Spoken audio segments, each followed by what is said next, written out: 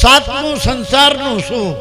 સદગુરુ મળ્યા પછી કોઈ પાસે ધર્મનું પૂછવા જવું ન પડે, ભગવાનનું પૂછવા જવું ન પડે, મુહૂર્ત સોગડિયાનું પૂછવા જવું ન પડે. ભગવાન બુદ્ધ કહે છે, જે ક્ષણે તમારી અંદર શુભ વિચાર ઉત્પન્ન થયો એ જ શુભ સોગડિયું. જે ક્ષણે તમારી અંદર અશુભ વિચાર ઉત્પન્ન થયો એ જ અશુભ સોગડિયું. અને આ અમૃત સોગડિયું ઘઉંમાં નાખવાના ટીકડા અમૃત સોગડિયામાં ખાવું તો જીવશું આપણે?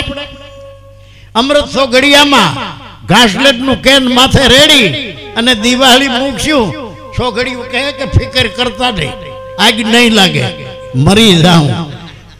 પલટું શુભ દિન શુભ ઘડી, પલટું શુભ દિન શુભ ઘડી, યાદ પડે જબ નામ, લગ્ન મુહૂર્ત જૂઠ સબ. લગ્નમાં મુહૂર્તમાં સોગડિયા. એક જ દાખલો આપી દઉં. ઋષિ વિશ્વામિત્રે જોયેલ સઘળા જોશ, તોય સીતાને સંતોષ કદી ન આવ્યો કાગડા. રામ અને સીતાના લગ્નના મુહૂર્ત કોણે જોયા હતા? વિશ્વામિત્ર, એટલે વિશ્વનો મિત્ર. વિશ્વામિત્રે જોયા હતા મુહૂર્ત સોગડિયા રામ અને સીતાના. જિંદગી ભર રામ અને સીતા સુખી ન થયા. જો ભગવાનને સુખી ન કર્યા હોય સોગડિયા તો આપણને કરે ખરા? હા, 14 વર્ષ તો જંગલ માર્યા બે જણા.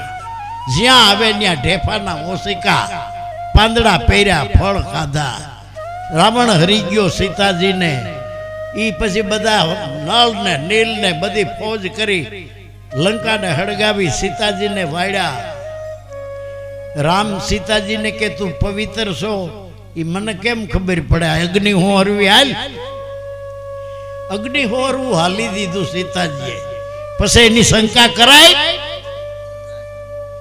આની મોર વાત કરતા હું ભૂલી ગયો. હનુમાન જઈને સીતા હારે બધી વાતો કરી આવ્યો, તઈ જ કાંધે ઉપાડીને વિયો આવ્યો હોત તો શું વાંધો હતો? રામના વાવડ દીધા, આમ છે તેમ છે, આવી ગયા. પણ તઈ કાંધે ઉપાડીને વિયો આવ્યો તો રામ કહેત કે હમણાં મૂકી આવી જા, આમ નથી જોતી આપણે. સીતાજી અગ્નિ હોરવી હાલી. એના ભેગો રાવણે પવિત્ર છે એ સાબિત થઈ ગયો. સીતાજીને લઈને ઘીરે આવ્યા. ઘીરે આવ્યા અયોધ્યામાં બાડીઓ ધોબી ધોબણ રે. બાડીઓ ધોબી ધોબણને રોજ મારે. ધોબણને રોજ શું કરવા મારતો હતો? કે તારા પેટમાં બાળક છે એ મારું નથી, તારા પેટમાં છોકરું છે એ મારું નથી, હું રામ જેવો નથી તે પાછી રાખું. સીતાજીની શંકા કરી કે સીતાજીના પેટમાં જે બાળક છે એ રાવણનું, એ રામ પાછી રાખે, હું ન રાખું. આ અયોધ્યાની બધી પ્રજાએ આ બાડિયા ધોબીની વાત ઉપાડી લીધી. આપણે કહીએ ને રામરાજની પ્રજા જો આવી હતી, સીતાજીની વાર કોઈએ નથી કરી. આખી બધી અયોધ્યાની પ્રજા આવી રીતે મંડી બોલવા. એમાં સીતાજીનો ત્યાગ કર્યો રામે. લક્ષ્મણને કે ઘોર જંગલમાં મૂકી આવી જા, જ્યાં કોઈ ભયંકર જંગલ હોય ત્યાં. જંગલમાં મૂક્યા. સીતાજીને કે મારો ભાઈ કહે છે ફરવા જવું છે તો બિચારી કે ભલે. બે ઘોડાડી ઘોડા ગાડીમાં બેઠા છે. નદી નાળા નદીઓ પશુ પંખી જોઈને આનંદ કરી જાય. સીતાજી ભયંકર જંગલમાં જઈ અને કે ઉતરો. ઘોડા ગાડી મારી મેલી પાસે. અરે ભાઈ કાં? કે મારો ભાઈ કાયમને માટે તમારો ત્યાગ કરે. બસ આટલું કીધું લક્ષ્મણે. વન્યા હુયાણીએ જંગલમાં બે છોકરા જણ્યા. સીતાજીએ એને કોણે શેક નાખ્યો હોય છે, એને કોણે રાંધીને ખવડાવ્યું હોય છે, એ તો બાયુને ખબર પડે એ હાલત કેવી હોય. સીતાજીને આ માંથી પસાર થવું પડ્યું. એ છોકરા 15 વર્ષ ના થયા. લવ ને કૂચ. રામે યજ્ઞ કર્યો, અશ્વમેઘ યજ્ઞ. અશ્વ એટલે ઘોડો. ઘોડો હણગારીને દુનિયામાં મોકલે અને કોઈ એને બાંધી ન હગે તો યજ્ઞ પૂરો થાય. આ ઘોડો છોડ્યો તૈયાર કરી, આ બે ભાઈઓ બાંધી દીધો. રામના જોધા આવ્યા કે ખબર છે આ ઘોડો કેનો છે કે ગમે એનો હોય, બાંધ્યા. રામના જોધા પૂગ્યા નહીં. ગયા વેલે મોઢે રામને કીધું કે છોકરા બે છે 15-15 વર્ષના, એણે આપણો ઘોડો બાંધ્યો. તો કે અમે તો પૂગી ન હોય ગયા, કે તો બીજા જાવ, કે બીજા નહીં પૂગો, અમે જોઈ લીધું. હું કયો છો કે કોઈ નહીં પૂગો. રામ કે હાલો હું આવું. રામ પોતે આવે. રામ આવીને આ બે છોકરાને જોયા. 15 વર્ષે બાપ દીકરાને ઓળખતો નથી. તમે કેના છોકરા છો? આને માની જ ખબર હતી. ઉભા રહ્યો કે મારી માને પૂછ્યા. સીતાજી બેઠી હતી, ન્યા આવ્યા બે ભાઈ કે તું તો અમારી માં, પણ અમારો બાપ. સીતાજી બોલ્યા કે અટાણ સુધી કોઈ દી બાપ સાંભળ્યો નહીં, અને અટાણે તું મને પૂછે. અમારે જરૂર નથી કે બાપની કોક રાજા જેવો આવ્યો છે, ઈ પૂછે એટલે કઈ હાલો સીતાજી કે હું આવું.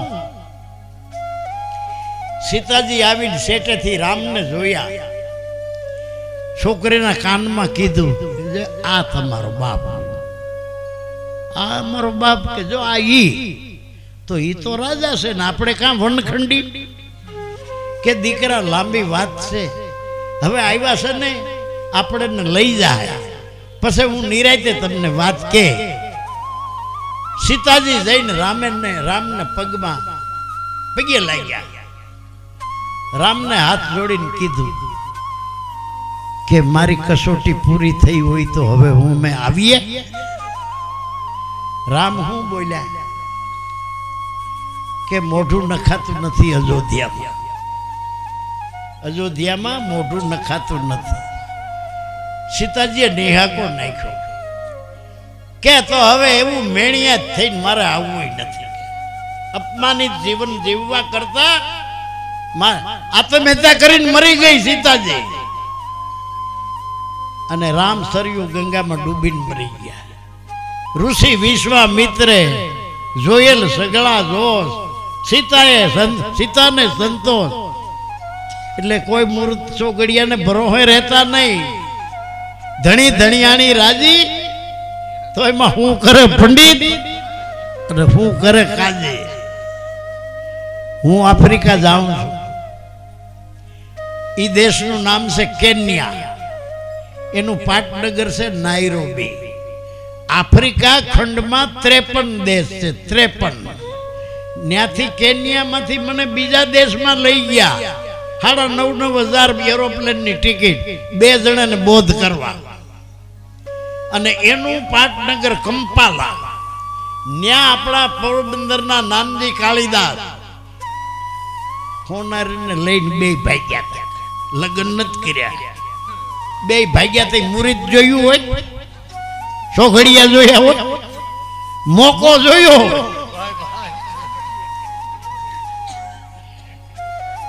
કૃષ્ણએ અર્જુનને કીધું કે મોકો જઈને સુભદ્રાને લઈને ભાગી જાય તને નહીં પરણાવે.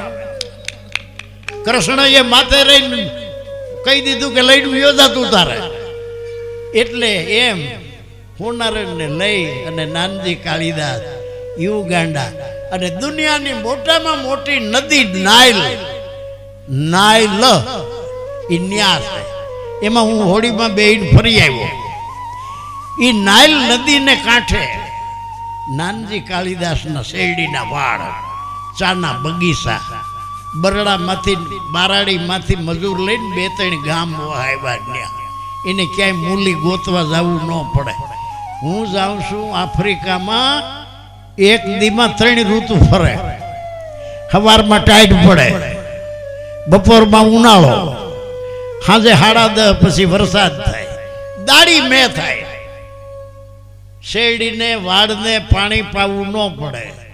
વાળ કાપતા કાપતા કાપતા કાપતા વાં પૂગે વાહ પાછો પાકી જાય, વળી પાછા ત્યાંથી બે, વળી કાપતા કાપતા કાપતા વાં પૂગે વળી વાહ પાકી જાય.